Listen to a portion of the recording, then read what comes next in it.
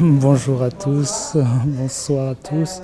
Bienvenue, mon nom, je m'appelle Maria de la Mochanfa et je suis de l'université de Valladolid. Nous sommes venus avec ici Nia Fenevales pour vous présenter nos travaux, pour comprendre un peu les transferts d'oxygène de l'extérieur à l'intérieur de la barrique. Et nous allons aussi souligner le concept qui est la dynamique de ce taux de transfert. Alors, ce que nous pouvons dire en premier lieu, c'est que choisir une barrique pour un homologue, c'est un travail compliqué qui doit se réaliser selon les expériences que nous avons, les conseils du tonnelier. Et une fois que nous décidons de choisir, nous avons fait notre choix, il faut procéder un petit peu au vieillissement du vin. Mais les résultats, parfois, ne sont pas ce que nous escomptions. Et cette incertitude que nous avons vis-à-vis du résultat final peut être due à l'inconsistance au niveau de la quantité d'oxygène que nous avons à l'intérieur de la barrique. Ce qui fait que le vin acquiert des caractéristiques différentes selon ses quantités d'oxygène et que les barriques nous offrent des qualités différentes. Alors, étudier comment rentre l'oxygène dans la barrique et le démontrer, ce sont des études que nous menons depuis des années. Alors, les études qui ont commencé en 1933 par Ribeiro-Gagnon. Après, nous avons eu des approximations, des approches de différents auteurs. Et tout ce autour de comment se produisent les mécanismes d'entrée de l'oxygène. Mais dans l'actualité, nous n'avons aucun travail qui nous explique, qui nous montre quels sont ces mécanismes qui déterminent l'entrée d'oxygène à l'intérieur des barriques. Nous connaissons les travaux de Gloriès et sur l'étude de 2 barriques, nous avons vu que le 21% de l'oxygène qui rentre dans les barriques se fait au travers de la bonde, qui n'est pas très hermétique. 63% à travers des interstices entre douelles, et seulement 16% de l'oxygène se transmettait au travers du bois. Alors, vu le manque d'études sur ces aspects, notre groupe, Uvamox, nous travaillons depuis plus de 5 ans sur ces sujets-là. D'évaluer les taux d'entrée d'oxygène qui va vers l'intérieur, que nous appelons donc OTR, oxygène transfert. Et ce que nous avons fait, c'est mesurer ce transfert. Et la technologie actuelle nous permet, au travers de mesures, avec les technologies de mesure optique de luminescence, d'avoir des zones au travers ici de systèmes totalement étanches, hermétiques, afin de pouvoir mettre à l'intérieur des capteurs qui vont nous permettre de voir comment pénètre l'oxygène. Et ce que nous faisons, nous remplissons les barriques avec un liquide, un vin synthétique qui ne consomme pas d'oxygène, et qui ainsi va nous permettre de mesurer, de voir comment l'oxygène rentre et provoque une augmentation de sa concentration à l'intérieur des barriques. Alors, de cette façon, nous allons pouvoir évaluer la quantité d'oxygène qui rentre pendant un certain temps. Alors, de cette façon, sur une première approche, nous avons testé 18 barriques nouvelles, données par 4 tonnelleries différentes, de 2 origines différentes, de robre américain, de chêne américain et européen, français. Alors, le taux d'entrée, nous le mesurons par litre et par année, ça peut aller entre 10 et 60 mg par litre et par année, en extrapolant ce que nous avions sur des mesures de 2-3 semaines à ce qui pouvait se passer durant toute une année. Alors ces résultats, bien sûr, nous allons les garder en mémoire parce que nous allons voir comment il n'est pas possible de considérer ces réponses comme correctes. Alors en étudiant les voies d'entrée, par où rentrer l'oxygène à l'intérieur des barriques, ce que nous avons fait, c'est de prendre 8 barriques nouvelles de 2 tonnelleries différentes, 4 barriques de chêne américain, 4 barriques de chêne français. Et ce que nous avons fait, c'est, comme je viens de vous l'expliquer, c'est introduire produire des capteurs qui vont nous permettre de savoir quel est l'oxygène dissous à l'intérieur. Et nous avons analysé un petit peu cette entrée à partir d'un vin synthétique des oxygènes et qui augmentait ainsi la concentration d'oxygène, et sur 240 heures, 12-15 jours, nous pouvions savoir, connaître la qualité d'oxygène dissous qui avait pénétré dans la barrique. Et ainsi, en extrapolant ce qui se passerait sur une année, nous pourrions savoir l'OTR annuel, le taux de transfert d'oxygène annuel. Et le résultat de ces 4 barriques américaines, des 4 barriques françaises, nous le voyons ici. Nous voyons que globalement, les barriques françaises ont un taux d'entrée d'oxygène de 27 mg par litre et les américaines de 32 mg par litre.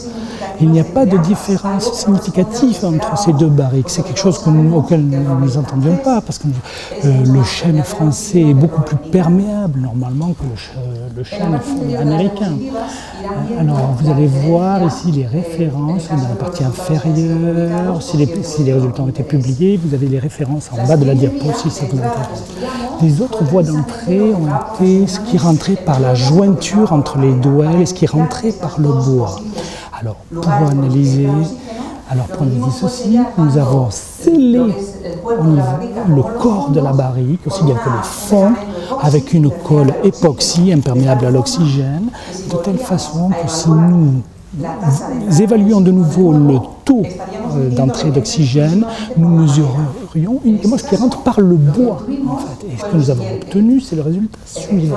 Alors, effectivement, pour les 4 barriques en chêne français, il y avait plus d'oxygène qui rentrait que par les 4 barriques de chêne américain. Et la différence avec les expériences antérieures nous a permis de savoir ce qui rentre par la jointure des douelles. Et dans ce cas-là, ce que nous pouvons voir, c'est que les 4 barriques fabriquées avec du chêne français, nous pouvons voir qu'avec le bois, par le bois, il passe 77% de tout l'oxygène qui rentre. Et pendant que pour les barriques américaines, c'est à peu près les 2 voies d'entrée se partagent un petit peu l'entrée d'oxygène à 50%. Dans ce cas, nous pouvons voir aussi l'importance des jointures entre douelles qui sont fondamentales quand on veut connaître la quantité d'oxygène global qui va pénétrer dans la barrique. Alors ainsi, nous savons que les principales voies d'entrée sont les jointures entre douelles et le bois. Et si nous les rendons étanches totalement, ce qui reste va rentrer par la bonde. Alors, dans ce cas-là, nous ouvrons la bonde pour remplir les barriques. Et nous avons 2 situations. Une première situation dans laquelle la barrique ne se déforme pas. Alors il y a un vide intérieur, il y a juste un petit espace. La barrique ne se déforme pas, c'est les barriques avec du chêne américain. Et l'autre situation, c'est celle que nous avons avec des barriques françaises qui peuvent se déformer. Le vide est inférieur, l'espace que nous avons ici de vide est aussi inférieur. Alors qu'est-ce qui va se passer aussi au niveau de l'entrée d'oxygène quand nous ouvrons la bonde? Alors si nous imaginons ici que nous avons une barrique en chêne français et nous avons un espace de tête d'1 litre avec un vide de moins 80 bars, quand nous ouvrons la bonde, il y a une expansion de cet espace de tête de barrique et qui, selon nos expériences, est à peu près 20%, c'est-à-dire 200 millilitres. Et si ces 200 millilitres d'augmentation d'espace de tête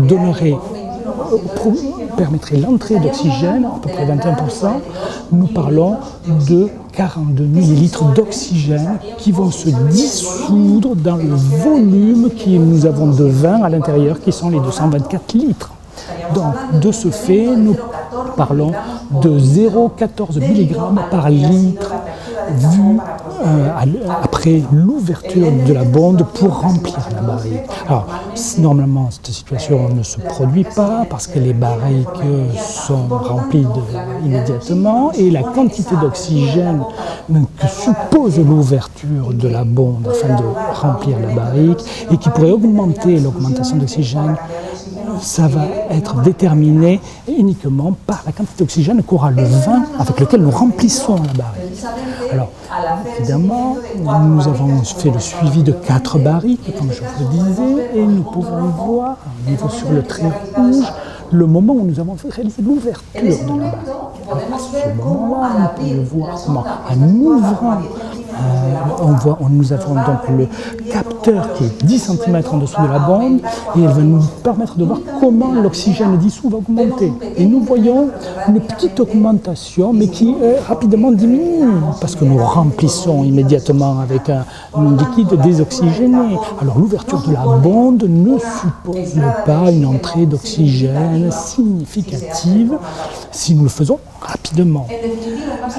Alors, sur ces expériences, nous pouvons dire, nous avons analysé 8 barriques avec une fermeture parfaitement étanche, par où il ne pénétrait pas d'oxygène. Nous voyons qu'entre 75 et 50% se fait au travers du bois et 25 à 50% entre les jointures, entre les douelles. Donc, nous avons vu qu'effectivement, le bois est très important et détermine en grande mesure la quantité d'oxygène que va recevoir le vin durant son vieillissement en barrique.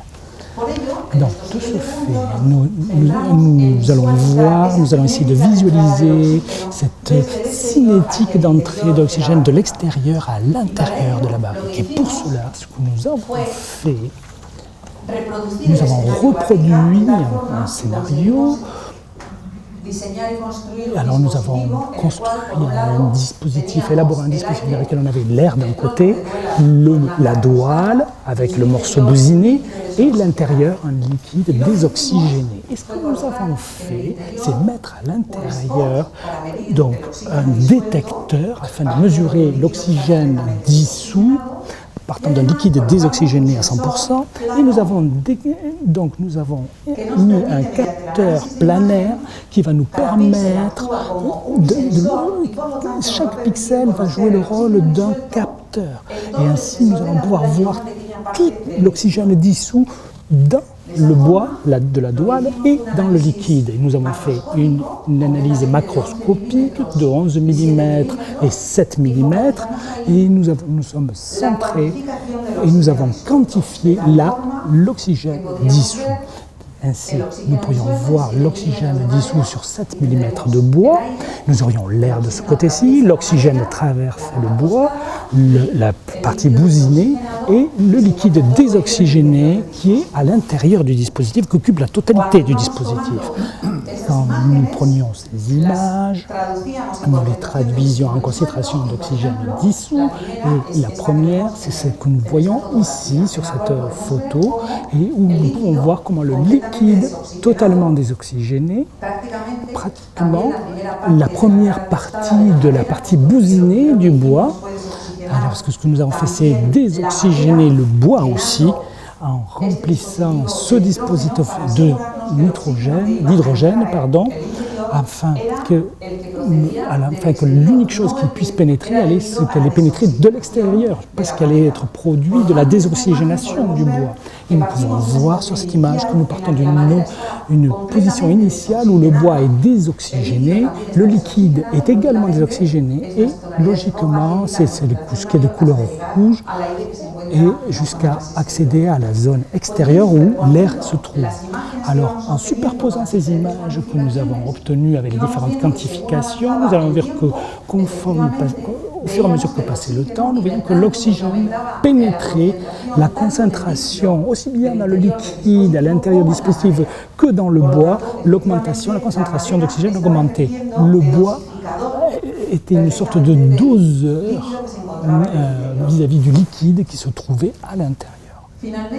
Bon, ce que nous avons fait, c'est comparer deux situations, le même bois quand nous avions une situation complètement sèche, la partie supérieure, et si nous superposons les images obtenues toutes les 15 minutes avec ce même bois, et après nous avons humecté pendant 40 jours. Ainsi, nous allons pouvoir voir si un bois qui n'est pas sec mais qui a déjà 1 mois et demi humecté laisse passer de l'oxygène à l'intérieur.